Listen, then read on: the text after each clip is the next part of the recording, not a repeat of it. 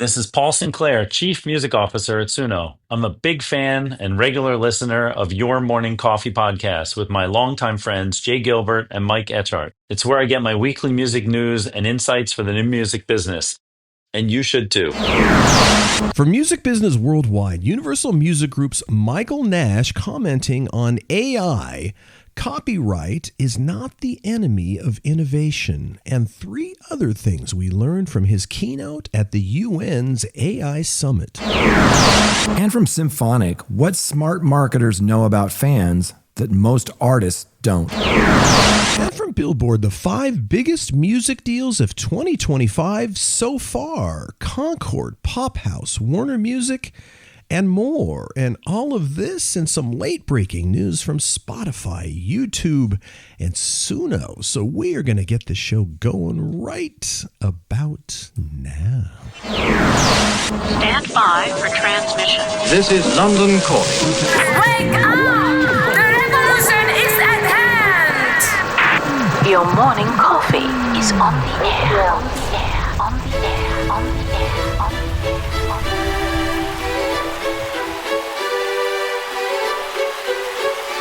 Standing by.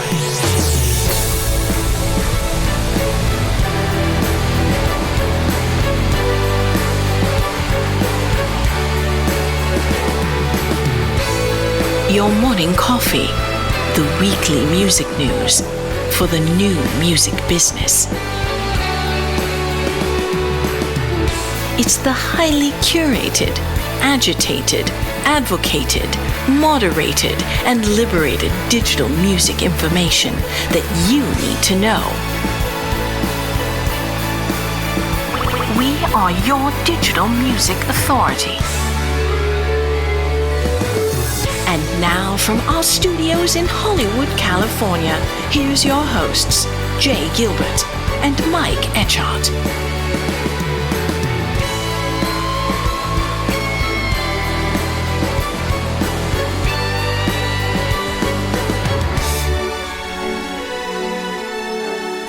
We're going to see Jay Gilbert on our Saturday when we record, and I actually got to see you this week, you and a few others, over waffles. Yeah, we had a kind of an AI roundtable breakfast where we had our friends from our AI roundtable. We had Kristen Robinson from Billboard, we had Bobby Owsinski, we had Matt Adele. It was a really incredible conversation, and I think we all liked it so much that we're going to do it again, and maybe we'll record it. Yes, indeed. Yes, indeed. How about that intro? Now, that was very cool. Yeah, that was Paul Sinclair, and he's a good friend of ours, and we're such a big fan of Paul and his work, and it was really interesting. They announced this last week, there was a story by Daniel Tenser in Music Business Worldwide, for example, that talks about Paul and his new role. The headline was, Paul Sinclair joins AI platform Suno as Chief Music Officer. Paul, who spent over 2 decades at Warner Music Group in various roles, is taking up the post of Suno's Chief Music Officer, a role in which he will guide how their AI-powered tools, how they're integrated into the process of song-making, Suno said. Paul spent the last several months advising Suno, which is a Boston-headquartered company, and they said that in a statement this last week. Indeed, throughout his career, Sinclair has worked with such stars as Bruno Mars, Coldplay, Charlie XCX, Lin-Manuel Miranda, Ed Sheeran, Janelle Monáe, and Kelly Clarkson, along with numerous up-and-coming artists. Now, according to Suno, Paul has built a reputation in the industry as a forward-thinking leader who helped drive the technological shifts that reshape how music is created, shared, and experienced, always with the goal of deepening the connection between artists and their fans. Well, congratulations, Paul, our friend. They are lucky to have you for Absolutely. sure. Indeed. Also, a little bit in YouTube news. YouTube to demonetize AI-generated videos starting on July 15th. This is from Nikki Louise over at Tech Startup. So starting July 15th of this year, YouTube is rolling out a major change that will reshape how creators earn money on the platform. The new policy drives a hard line around what counts as monetizable content and anything that relies too heavily on automation or skips the human touch altogether.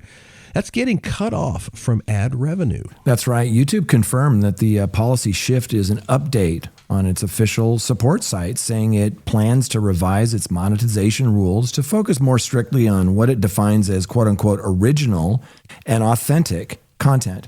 The new guidelines take effect on July 15th, as you mentioned, and will specifically target videos that YouTube views as mass-produced or repetitive.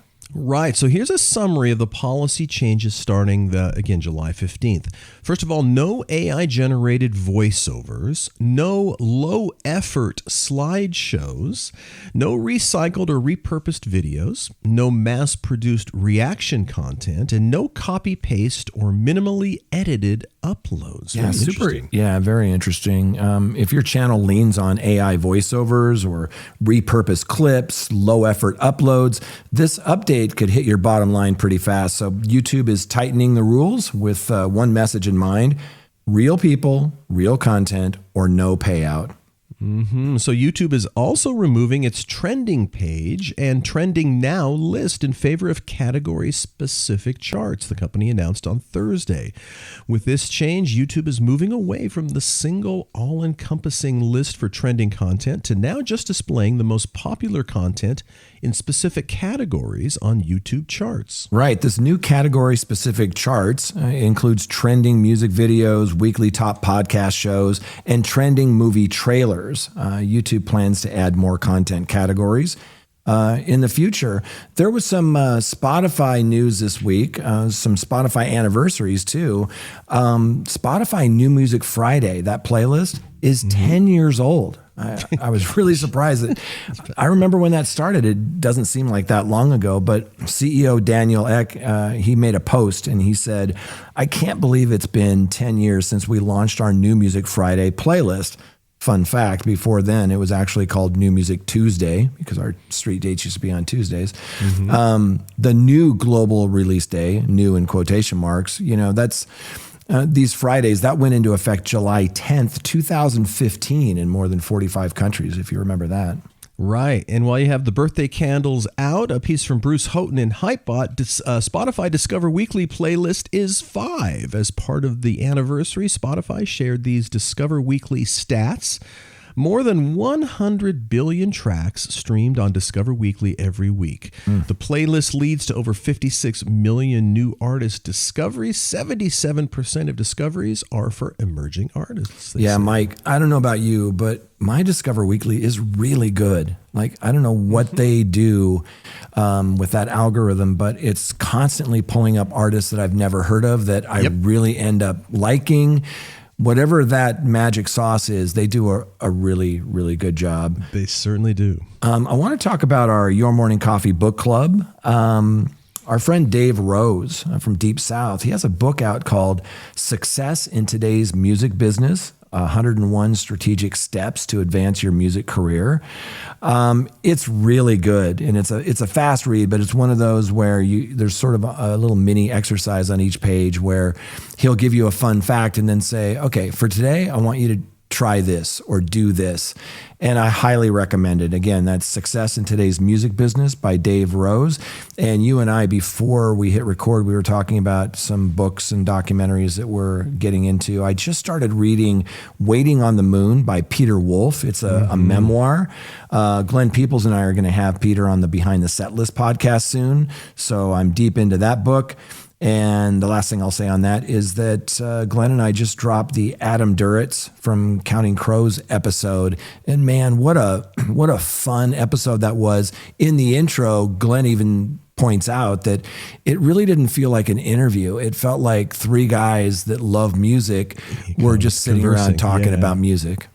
And by the way, the new track from Counting Crows is absolutely great. God darn it. I just heard it recently. I'm like, wow, that's a really good song. He's got such a unique way of phrasing. He's a really singing. good lyricist. He's a really good lyricist. Absolutely. A really good lyricist. And the last thing I'll say on that really quickly is that I don't know, it just seemed like synchronicity was happening because we had this great conversation. And then I was telling him that years ago, I went to see the Big Star reunion in San Francisco. And I'm such a huge Big Star fan. I know you are too. Yes. And the opening band was listed as the Shatners, like William Shatner, from Star Trek. And when the band came out on stage to open for Big Star, it was Counting Crows under a different name. Yeah. And I said, hey, Adam, I was at that show and, why did you choose that name? And he said, well, we were really hot at that time. And we knew if we put Counting Crows, that all the Counting Crows fan would fill up, the venue and it wouldn't be for Big Star. And I said, yeah, I love that show. I actually have the show poster. And he goes, you mean this? And he reached over and he had it there in his front room. No way. He had the same poster framed. It was really cool. So, oh my God, Small World. That's very cool. Yeah. Very, very cool. Well, Jay, what do you say before we get into the big stories that we thank our sponsors? Yeah. The Your Morning Coffee podcast is sponsored by the Mechanical Licensing Collective. You've heard us talk about this for a while. The MLC is a nonprofit organization that's making a big difference for songwriters, music publishers, and other rights holders by transforming how they receive mechanical streaming royalties from services like Spotify, Apple Music in the United States.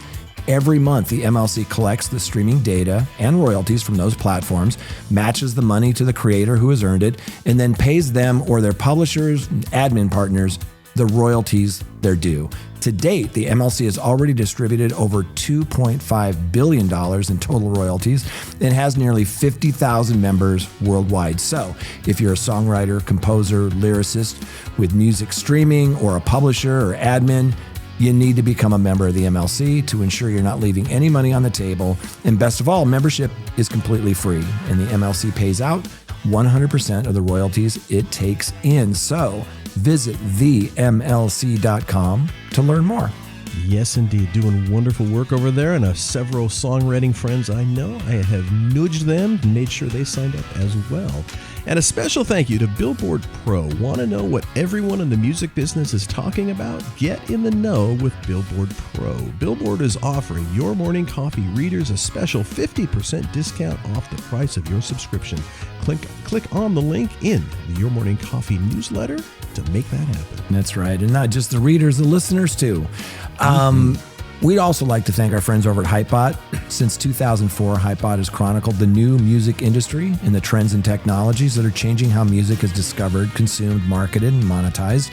It's edited daily by our friend Bruce Houghton with help from Alana Bonilla. Hypebot and sister blog Music Think Tank are published by live music discovery and marketing platform Bands in Town. Yes, indeed. Bands in Town. Over 90 million live music fans trust Bands in Town to get personalized concert alerts, recommendations, and messages from their favorite artists. It's the #1 artist service platform connecting over 650,000 artists with their superfans. Managers, labels, agencies, and artists access their own dashboard to manage and promote their tour dates across all platforms. And what I like about my Saturday is I get to hang out with this guy right over there, Jay Gilbert. He's a music industry consultant. He's the curator of the weekly Your Morning Coffee newsletter and a former executive with Universal Music, Sony Music, and Warner Music Groups. The best part of my Saturday, hanging out with Mike Etchart, longtime host of Sound and Vision Radio, formerly of SST Records, Warner Music, Capital EMI, and Universal Music Group. And like Mike mentioned, I actually got to see him in person, and those pancakes were really good at the Clark Street Diner. I'm just saying. I had the waffles, which were equally good indeed. All right, let's jump into the first story. It's from Murray Stassen over at Music Business Worldwide. Universal Music Group's Michael Nash commenting on AI. Copyright is not the enemy of innovation. And 3 other things we learned from his keynote at the UN's AI Summit. Michael Nash, EVP and Chief Digital Officer at Universal Music Group, delivered a keynote presentation at the United Nations Nation's AI for Good Summit in Geneva on this last Tuesday, July 8th. That's right. And here are 4 things that stood out from Nash's presentation, right? Number 1, Nash argues that copyright is not the enemy of innovation.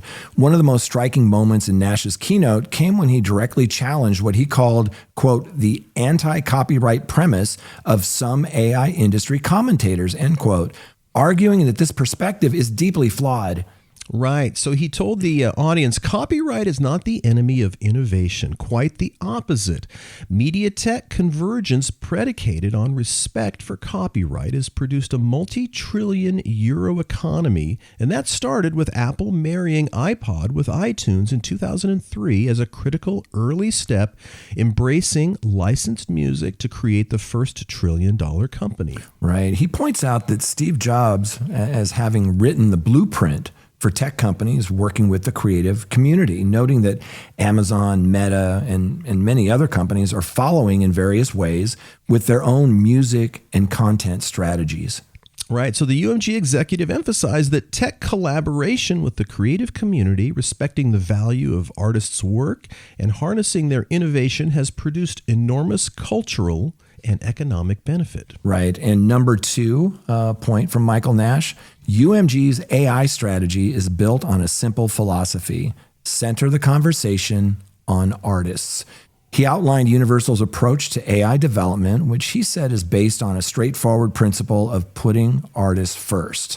You know, Universal's strategy on AI is based on a simple philosophy: center the conversation on artists, defend their rights and interests, and from that foundation, forge new creative and commercial opportunities, he said. Right. He stressed that while the scope of technological disruption may be unprecedented with AI, that doesn't change a fundamental truth, he said, that it's artists who've always shaped global culture. Right. Nash argued that successful AI implementation in music requires starting, quote, from a foundation that's built on copyright and associated rights, end quote, warning that you can't forge new business models with no rights. If you don't claim a seat at the dinner table, you might wind up on the menu. That's a pretty good line. The executive emphasized that the future of AI music will not be the regurgitation of derivative knockoffs of artists' music to cannibalize their current marketplace. It will be activated by putting new tools in the hands of artists so they can expand the market and create new experiences for their fans. Right. And point number 3, UMG showcased 3 major AI projects: the Beatles, Now and Then, Sound Therapy, and Keith Urban's latest music video. Michael Nash used his keynote to highlight specific examples about how Universal is already implementing AI technology in collaboration with artists, demonstrating practical applications rather than theoretical possibilities. The most high-profile example was the Beatles' Now and Then, which Nash described as the last song from the Beatles written and then sung by John Lennon almost 50 years ago. Right. He explained that using next-generation AI source separation technology, Lennon's voice was excavated from a cassette recording that had been completely unusable for decades, waiting for this moment in the evolution of AI to arrive. Right. He noted that the track, released in November of 2023, won the 2025 Grammy for Best Rock Performance, marking the first time any recording utilizing AI technology has been so honored in a major category. The second project that Nash highlighted was Universal's collaboration with Apple Music on its Sound Therapy initiative, and you and I talked about that quite a bit, which he said employs our own ethically developed, patented generative AI system. Right. This technology, as he said, seamlessly integrates scientifically calibrated audio supplements into the recording of some of our biggest artists, including Imagine Dragons, Katy Perry, and Casey Musgraves, creating immersive, artist-approved remixes that deliver a range of wellness benefits to subscribers. Right. And finally, Michael Nash provided an exclusive preview of an upcoming Keith Urban music video for the song Straight Lines. And that was created using, quote, Moon Valley generative AI and other ethically trained tools, end quote. Right. So his point number 4 from this discussion, Nash downplayed the impact of AI band The Velvet Sundown and shared new consumer research highlighting audiences' preference for real artists. During a panel discussion following his keynote, Nash addressed concerns about AI-generated music by citing data from streaming platforms and new consumer research that suggests human artists remain central to audience preferences. Right. In referencing data from Deezer, Nash noted that while nearly 20% of the uploads to the platform are pure AI generated, these uploads represent only half of 1% of the consumption, highlighting the limited audience appetite for purely AI generated music. Right, and Nash specifically downplayed the significance of the Velvet Sundown. That's the group we talked about last week. An AI-generated band that has attracted a lot of media attention over the past week. A lot of novelty will come along, said Nash. People are talking about Velvet Sundown, which is this fake AI artist project, maybe a conceptual project, he added. Right. He also said that there's been a lot of publicity about that. Because of all the publicity, they have 1 million monthly Spotify listeners, and that would not break them into the top 10,000 acts on Spotify in terms of the size of monthly listening, because these are huge platforms that have tremendous volume. Right. Nash then shared new consumer research from Universal revealing that about half of consumers are interested in AI and music, but that's mostly in terms of the utility of the service. They want to have better discovery. They want to have better organization recommendations, better interaction with the content. Right. And crucially, among those consumers interested in AI music, Nash noted an articulation of what we would call moral code. A vast majority, 70 to 75%, say real artists matter the most. It's the story of those artists, who they are. It's an expression of their identity. That's what I connect with. Right. And he said, I think that the marketplace is confirming what was said earlier, which is that people are connecting through music, understanding the expression of the human experience. People connecting through that principle, that's still the driving force. Yeah, it's very optimistic. I'm really glad that we had a chance to read this and look at his views on AI, because it's not all doom and gloom, and it's not all we have to shut this stuff down. I thought it was very, very pragmatic. What did you think? And for sure. And he does mention the utility of this. And again, we've kind of are just in conversations with each other talking about people that we know that are actually using some of these platforms, not necessarily to create something completely new, but offering up suggestions for things that they're doing anyway. So, I've got this song title, I've got the first verse. Guys, what's a word here that would kind of really work? Using it in a manner like that as they're building original content as sort of a tool to just kind of help them when you get stuck. And right. I think we tend to think of, oh my God, it's all, computer-based music, nothing's real, but there's a huge chasm of opportunities in between. That's a good point. It's really a spectrum, right? It's on one end of the spectrum, there are people who are creating songs with a text prompt that was generated off someone's IP, the model was trained on. But, on our breakfast that we had with these AI experts, we talked about things like some of these songwriters who they will upload their acoustic guitar and the AI will help them put a piano track to it, or, there are a lot of other uses for it. Our next story is by someone that we think very highly of. It's Randy Zimmerman over at Symphonic, and we've been big fans of hers for a long time. She's such a badass, and if you don't subscribe to Symphonic's blog, you really should. They have so many great articles over there, and we've used a lot of them for Your Morning Coffee, the newsletter, and the podcast. So this last week, we saw this headline, and it was What Smart Marketers Know About Fans that most artists don't. So Randy starts it off by saying that most artists focus on making noise, but the real growth comes from guiding followers through a clear fan journey. Learn what smart marketers know about fans and the strategies that they use to turn strangers into diehard supporters. Right. She says most artists are out here creating content, dropping music, and hoping for the best. And while that grind is admirable, true marketers are playing an entirely different game. They're mapping out every step a fan takes from just heard of you to OMFG, can't stop streaming, bought the vinyl, and drove 5 hours to your show. Exactly.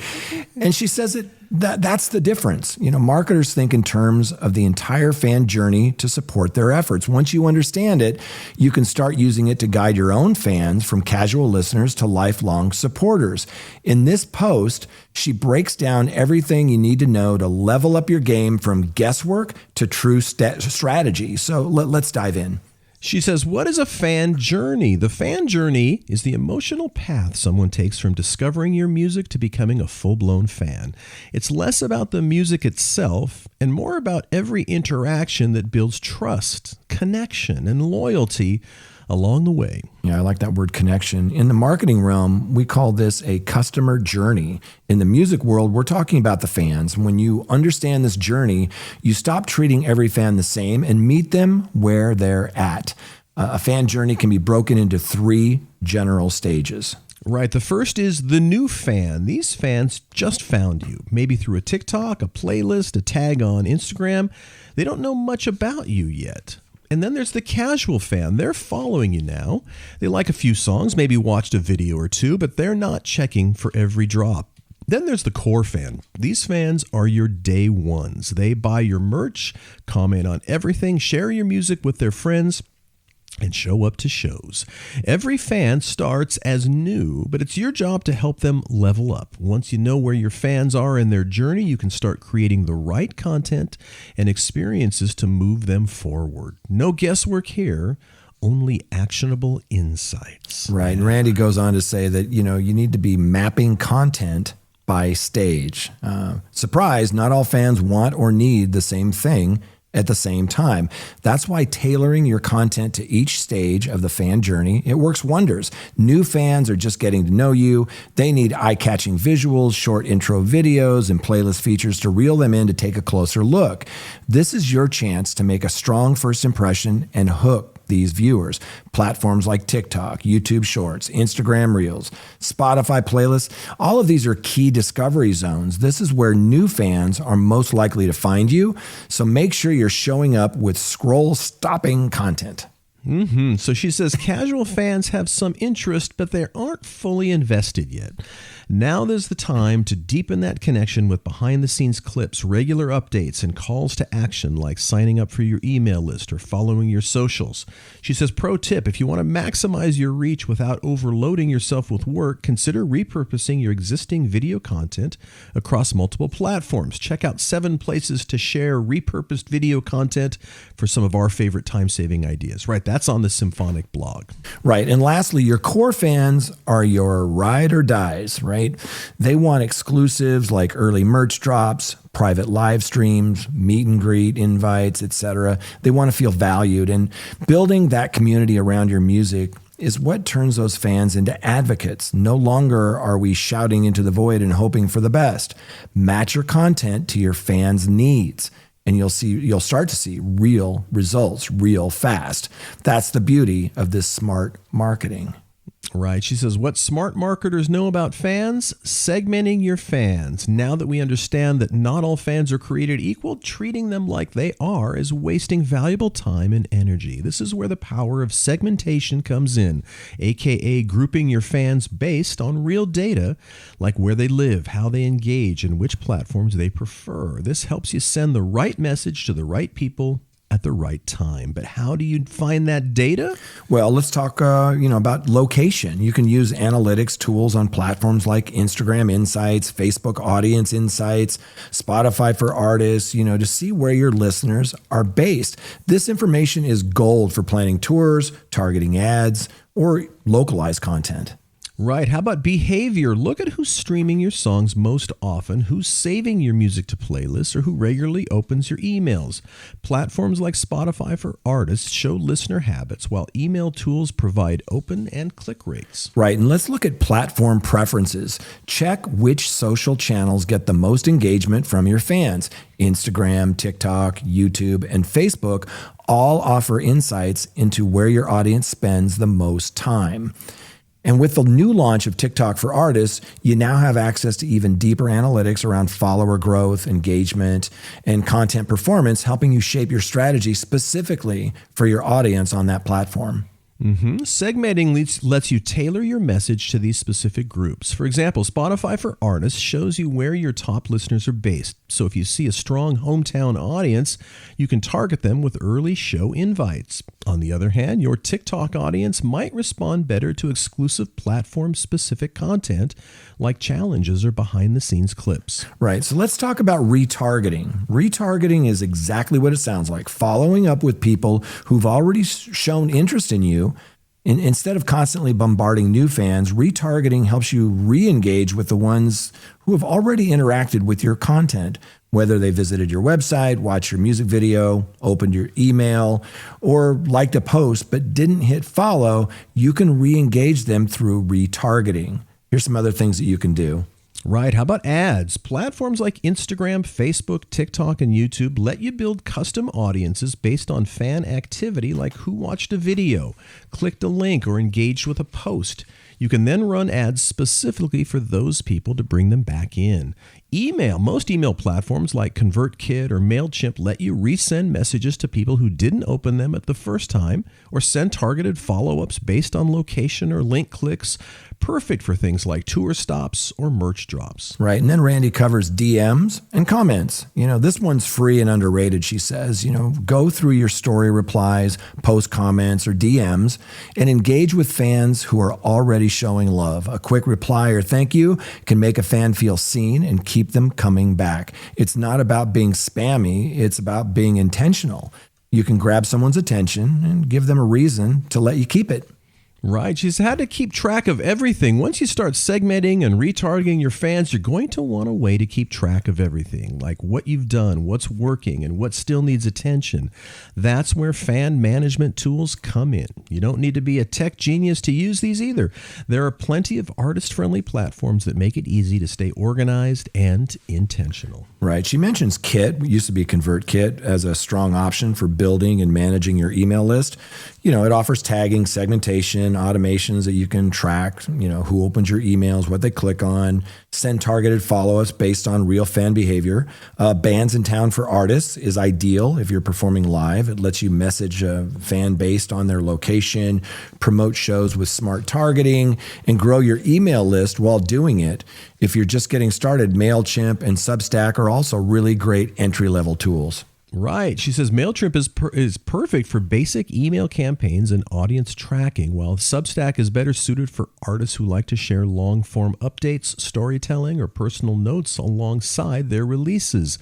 No matter which platform you choose, the goal is the same. Stay connected, stay organized, and give your fans a more personal experience at every stage of their journey. Right. Yes, indeed. And I use MailChimp for your morning coffee and have for 11 years, and I find it to be a great platform. So to wrap things up, she says, understanding the fan journey gives you the tools to stop guessing and start building real momentum. So when you know how to segment your audience, retarget the right people, and stay organized with the right tools, you're not just promoting your music, you're building a fan base that actually lasts, right? So use your next release as a test run, apply one tip from this post, and watch how your fans respond, and good luck. Thank you, Randy. And again, if you don't subscribe to the Symphonic blog, go check that out. A lot of great stories, and Randy does some incredible work over there. Absolutely. Well, let's jump into our final story, Jay. It's from Glenn Peoples, our friend over at Billboard. The 5 biggest music deals of 2025 so far. Concord, Pop House, Warner's, and more. With three deals coming in at more than $1 billion, not even Taylor Swift's Masters purchase managed to crack the mid-year list. What the biggest music industry deals of 2025 lacked in star power, they made up for in sheer size. The top 5 transactions announced in the first half of the year include 3 items over $1 billion, with the smallest coming in at a paltry $450 million, Jay. $450 million was the smallest? Yes. Notably, Glenn says, this list doesn't include the starriest deal of the year so far, Taylor Swift's purchase of her Big Machine master recordings. Swift's reclamation of her first 6 albums attracted more media attention than any other music business deal so far this year. but with a smaller price tag than the top 5. It's left to vie for the spot on the year-ending top 10 or more list. So last year, music companies made numerous noteworthy acquisitions, including Sony Music's purchase of Queen's catalog for $1.27 billion, Universal Music Group's deals for Pius and Downtown Music Holdings, which hasn't closed and is being reviewed by the European Commission, Blackstone's $1.6 billion acquisition of Hipgnosis Songs Fund, and New Mountain Capital's purchase of BMI for between $1.3 and $1.5 billion. The live sector was also active, with Legends picking up ASM Global from AEG for $2.3 billion and KKR buying Superstruct for $1.39 billion. Wow, some big transactions. So let's check out the top 5 deals. This is from Glenn Peoples from the first half of 2025. Number 1, Concord is raising $1.65 billion in an asset-backed security. So Concord has become an old pro at utilizing ABSs to fund its acquisition and growth strategy. The Nashville-based company closed ABS deals worth $1.8 million in 2022, $500 million in 2023, enabling the $469 million purchase of Round Hill Music Royalty Fund in 2023, and $800 million in 2024. The latest ABS, which is managed by Atlas SP Securities, will repay the $1.7 billion outstanding from the 2022 ABS and other fund general corporate purposes, according to the reports. The deal was announced in late June, but isn't expected to close until July 30th. We very much like the capital structure that allowed us to relatively easily draw new debt for new acquisitions, their CFO, Kent Hoskins, told Billboard in 2024. Wow. Gosh, I need to take a college class on how to understand asset-backed securities, but it's fascinating. Fascinating. Number 2 is Pop House raises $1.3 billion for catalog acquisitions. Back in March, Pop House, that's the Swedish firm behind the successful ABBA Voyage performance in London, announced it raised $1.3 billion to acquire music catalogs and create experiences around those rights. The fundraise consisted of a $1.8 billion raised through a private equity fund and about $216 million raised through dedicated co-investment vehicles. At the time of the announcement, Pop House had already spent approximately 30% of the fund on partnerships related to the rights of the band Kiss, Cyndi Lauper, Avicii, and Swedish House Mafia. Exactly how Pop House utilizes its rights, which typically include name and likeness, will vary by project, but each acquisition comes with a plan to create more hardcore fans. They said, if I can increase an act's super fans from 5 to 6% of all fans, the total streams will go up 10%, meaning the value of the catalog will go up 10%. That's from CEO Per Sundin, explained to Billboard back in May. Right. Number 3, Warner Music Group establishes $1.2 billion partnership with Bain Capital. Major labels have a hearty appetite for major catalog acquisitions, but sometimes they need each other's, money to fund big dollar transactions. In the past, Eldridge Industry partnered with Sony Music to acquire Bruce Springsteen's publishing catalog. Shamrock Capital joined with Universal Music Group for Dr. Dre's music income streams and other assets. That's just to name 2. Then on July 1st, technically a day after the first half of 2025 ended, Warner Music Group announced a partnership with Bain Capital for a $1.2 billion joint venture to acquire high-profile recorded music and publishing catalogs. The two partners will share duties and identify and secure catalogs, while Warner Music Group will handle marketing, distribution, and rights admin. Goldman Sachs and Fifth Third Bank will serve as joint lead arrangers for the joint venture. Wow. The number 4 deal, Harborview Equity Partners raise $500 million in an asset-backed security. Harborview's second ABS, again, that's asset-backed securitization, in as many years brought in $500 million to help the company pursue opportunities in media, sports, and entertainment. The Newark-based firm is focused on music rights since launching in 2021, buying more than 70 catalogs that span genres. It has also invested broadly, taking stakes stakes in production companies Macro and Mucho Mas Media and financing hip-hop biopics for Westbrook Studios, Flavor Unit, and Jesse Collins Entertainment. Barclays structured the transaction and, along with KKR Capital Markets, acted as the placement agent. Fifth Third Bank and National Association served as passive placement agents. I'm not sure what a passive placement agent is, Jay. Yeah, I don't know. And this is also interesting that there are these big investments, and people are feeling pretty good about the growth of the music industry. And the final one, number 5, Warner Music Group acquires majority stake in Tempo Music Investments for $450 million. And this is the smallest one of the 5. Warner Music Group's deal with Bain isn't the company's first partnership with a financial partner. In February, Warner Music Group announced it took a majority stake in Tempo, leaving founder Providence Equity Partners with a minority position. WMG's legal advisor on the deal was Sidley for Tempo and Providence, Motelis and Company for the financial advisor, and Wheel Gotchel Manges, LLP, served as legal advisor. Tempo was formed in 2019 by Providence Equity Partners, which at the same time had $45 billion in assets under management, with Warner Music Group taking a minority position. So Tempo was originally funded $650 million in equity and debt capacity, but according to its website, the joint venture has spent more than $1 billion to date on the catalogs of artists like Wiz Khalifa, Florida Georgia Line, songwriter Brett James, and Frank Ocean collaborator Melee. Right. Wow, that is some serious heavy hitters in the financial world, and how all these deals are structured. And man, it is like I said, we need to be an MBA to quite understand really how all that stuff fits together. But it is remarkable, and again, it's big dollars. And like you said, this is an industry that is really looking at these investments, and investors are looking at the industry. Yeah. And it feels like it's good stuff. Good stuff. Absolutely. Well, hey, we got to wrap up this show. If you enjoy the show, please tell one friend. Jay and I would certainly appreciate it. Big thanks to the MLC, Billboard Pro, Hypebot, and Bands in Town for helping us put it all together. They are the glue in the show. Couldn't do it without them. And of course, thanks to the Licorice Quartet providing the wonderful music behind our sponsors. We love those guys and their music for sure. So on behalf of my good friend Jay Gilbert, I'm Mike Etchart. Thanks for listening. And Jay and I will be back next week on the Your Morning Coffee Podcast.